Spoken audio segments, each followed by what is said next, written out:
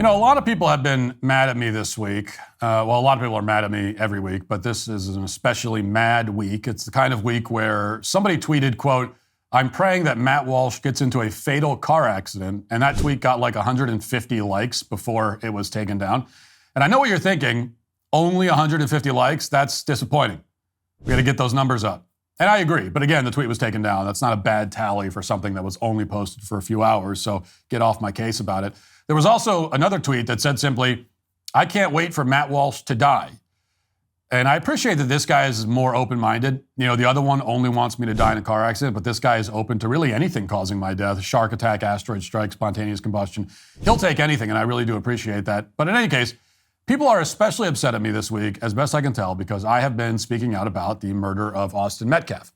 And my take on the murder is that, first of all, it's bad, which is already very controversial among a large number of leftists. And also, second, I believe that his killing at the hands of Carmelo Anthony is part of a larger trend. And the larger trend is that young black males like Carmelo Anthony are, well, constantly killing people and committing other acts of violence. Young black males are the most violent demographic in the country, hands down, no contest. I think we should probably acknowledge that fact and start taking it seriously. And this in particular is what seems to have angered so many people, to the point that some of them are wishing for my death. Although, in fairness, most of them were wishing for my death before all of this, so really it's just icing on the cake. So today I want to go through and watch some of the angry videos that have been posted responding to my comments on the Metcalf murder, and we'll hear my critics out, find out if maybe they have any legitimate points to make. Let's start with this video from a channel called Political Punk. He's very offended. Let's find out why. Look at this tweet, man.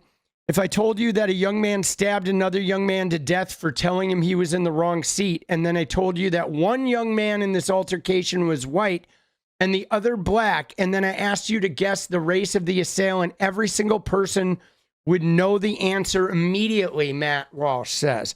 Young black males are violent to a wildly, outrageously disproportionate degree. That's just a fact, he says. We all know it. And it's time we speak honestly about it, or nothing will ever change. Dude, this is like Jim Crow right here, bro.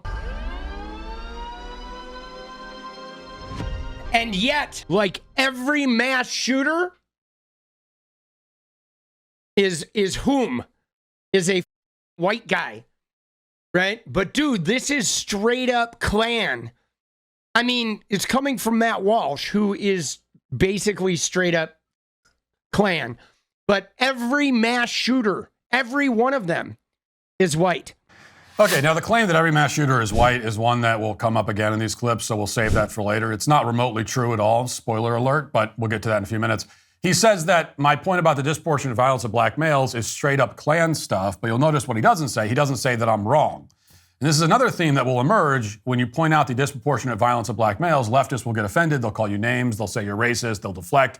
They'll talk about white school shooters and mass shooters and so on. But what they won't do, because they can't do it, is present any data that contradicts the claim itself. What they won't do is say, hey, let's look at the numbers. I'm going to show you that young black males are not disproportionately violent. They won't do that because it's just simply the case that black males are disproportionately violent, and they just demand that we don't notice it. And there's a lot that this next person doesn't want us to notice. This is someone calling himself intelligent hood genius, so you know it's going to be good. Let's listen. White people, black people are violent, black men are violent. I'm confused. And what clowns like Matt Walsh want to do is just put up a narrative. This ain't got nothing to do with race. This was supposed, like I said, this is someone who was aggressive, was met with aggression. When you know how to talk, all he had to do was, yo, you don't belong here, you know, da-da-da-da, woo-woo, hey, man, you know, this is our thing, this, that, and third. You got to go, man. This is where we at. This is our tent, or whatever. This is where our stuff at. You know, you don't belong here. You know what I mean? It could have been that simple. It could have been that simple. And maybe the young man would have got up and left, but you don't know that, because if you just come out being disrespectful and coming with that aggression, man, you better get your ass away from here. You better leave. You better move. This is our tent. What you doing here? Da-da-da-da. Now it's not now it's, oh, well, make me leave. since you want to come like you gonna bully me or something like that. Okay, all right. Well, yeah. Well, you know what? I'm coming. I'm gonna push you out the way. I'm gonna push you, and then you come pushing and shoving. Yo, you keep touching me. Put your hands on me. Keep touch. And then he pull a knife out and stab you in the chest. Now you want to cry wolf. Like I say, in the streets, that's justified. But in the court of law, it's not gonna be self-defense. And the young man made a mistake. He made a mistake. You know what I mean? And he only stabbed him one time, so he obviously wasn't really trying to. And you know, he made a mistake, and it was uncalled for, and he shouldn't have had that knife with him. Uncalled for. Understating it slightly. Now, you say he made a mistake by stabbing Austin. No, sir, a mistake is opening your car door too wide and scratching the car next to you in the parking lot. A mistake is turning a corner in a hallway and bumping into somebody. Stabbing a guy directly in the heart is not a mistake. It's a deliberate and premeditated act of homicide. The fact that he only stabbed him once in the heart is irrelevant. I mean, that's like saying, well, he only cut his head off once, right? It only takes once. Second, you say that stabbing a guy for disrespecting you is justified in the streets. Yes, exactly. That's exactly what I'm talking about. That is precisely the problem. The fact that stabbing a guy and killing him is considered justified in the streets is the entire point that I'm trying to make. Because when you say in the streets, what you really mean is in black culture.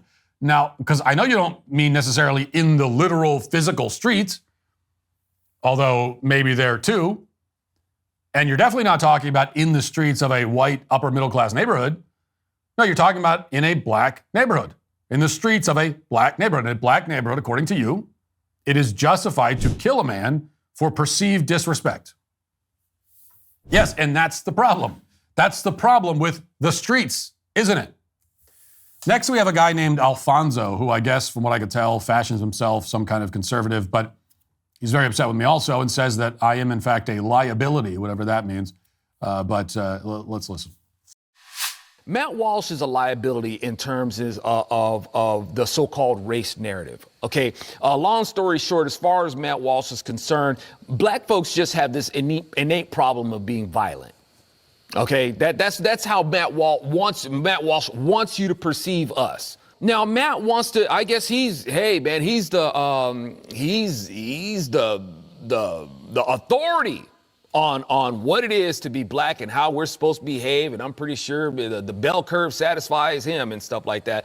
But what Matt Walsh fails to point out to y'all is who has control of the black community. Well, that would be the Democrat Party. All right. Black folks ain't this way just because it's just something in our genes. I mean, heck, man, if you want, it's funny how you want to make it out to be that this is a problem with black folks. The world over, you know who they're afraid of the most? White people. They're afraid of white people the most.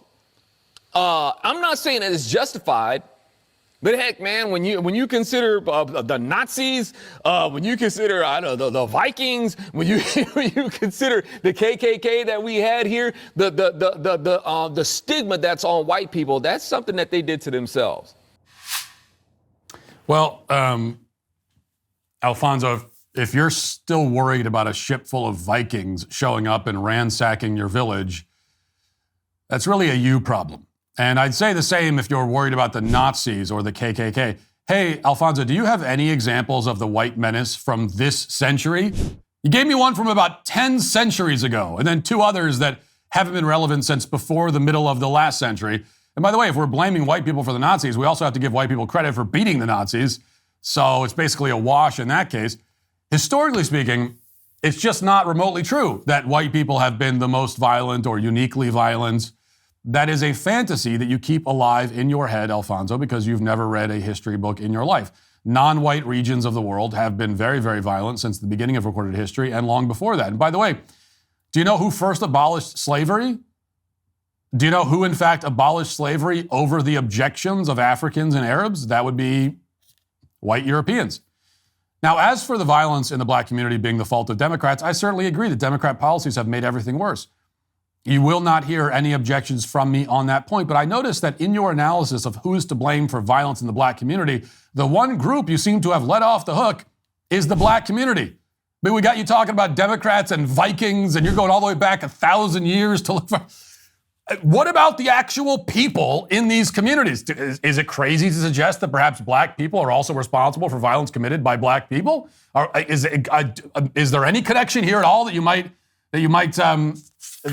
notice?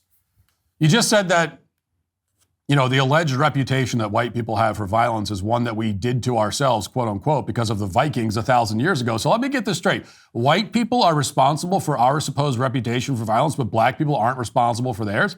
I'm more responsible for the raping and pillaging done by Viking warriors in the year 950 AD than the black community is for the raping and pillaging done by black criminals in the current year we're actually living in.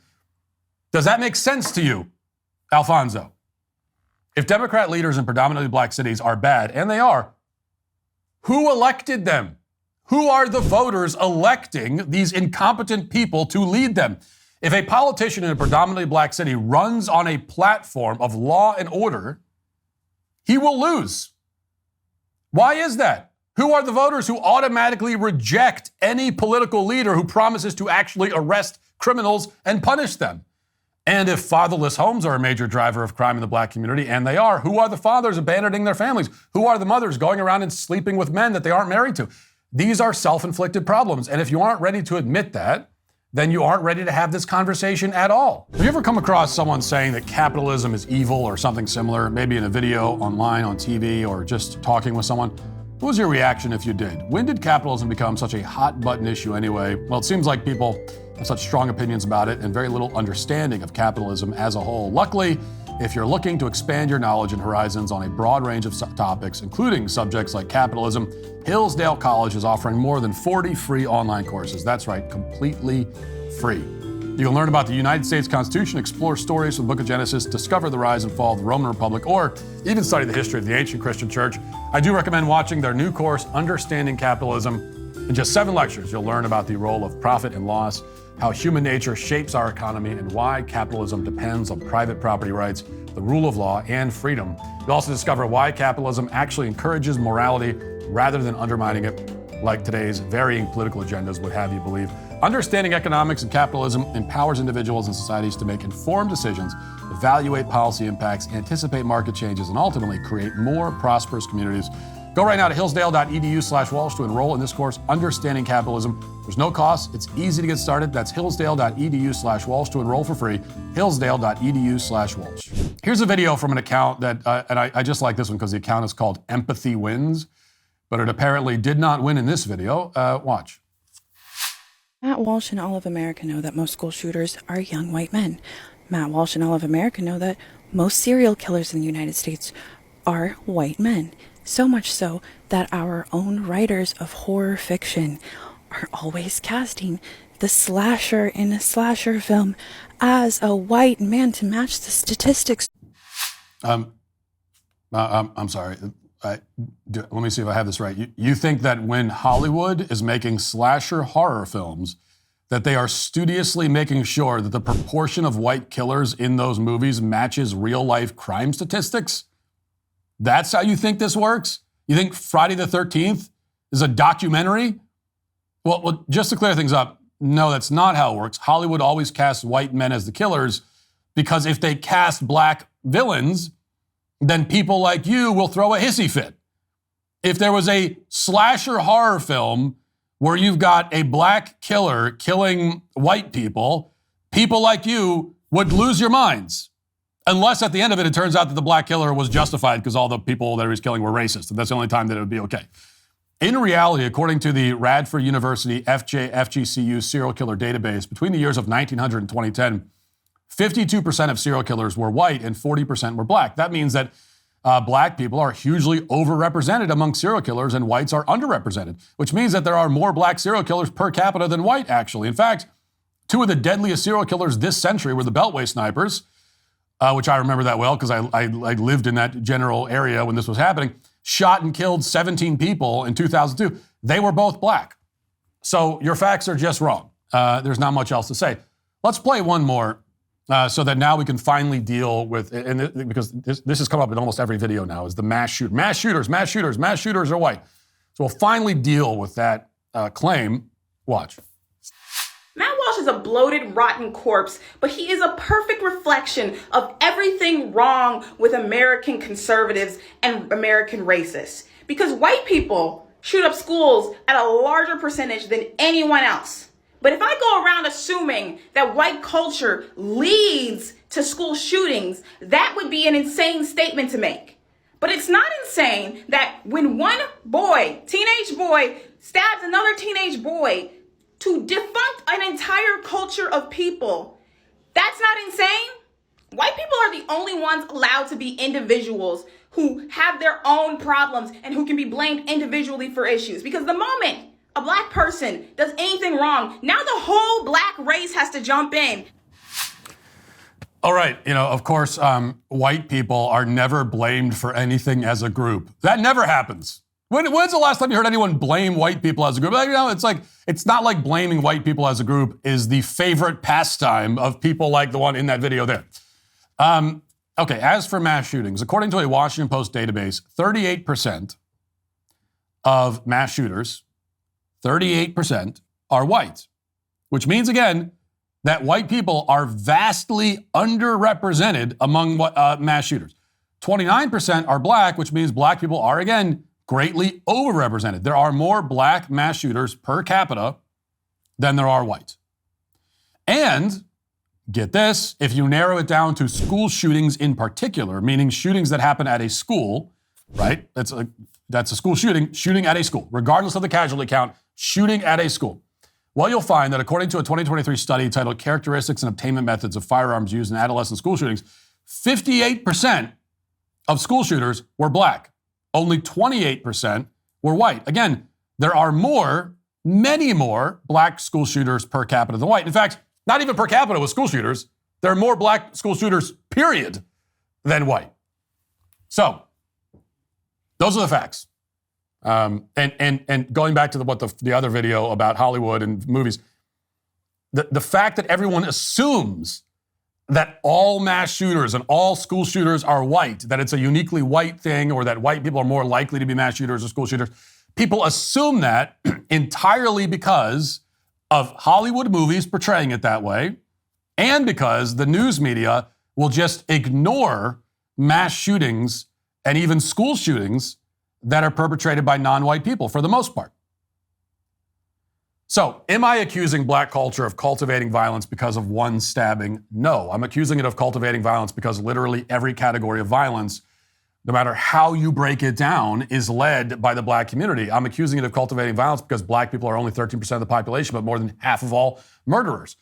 If only 13% of murder suspects were black, we wouldn't be having this conversation. If it was even 15% or 20%, it probably wouldn't be enough of a disparity to be worth pointing out. But we're not talking about that. We're talking about half, 50%, half from 13% of the population. That is a staggering number. That's historic. It's mind-boggling. It's baffling. It's unprecedented.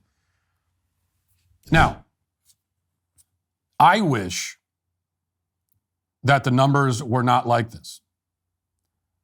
Despite how I am portrayed by people like the ones in these videos, I don't want this to be the case. I wish we didn't have to talk about this.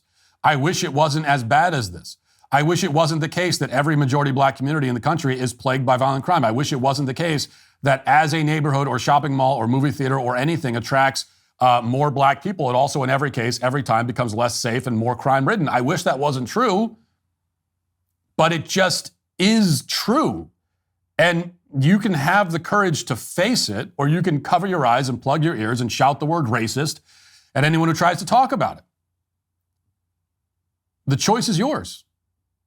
But if you choose the latter, you are choosing more death and more destruction and more misery. That's your choice.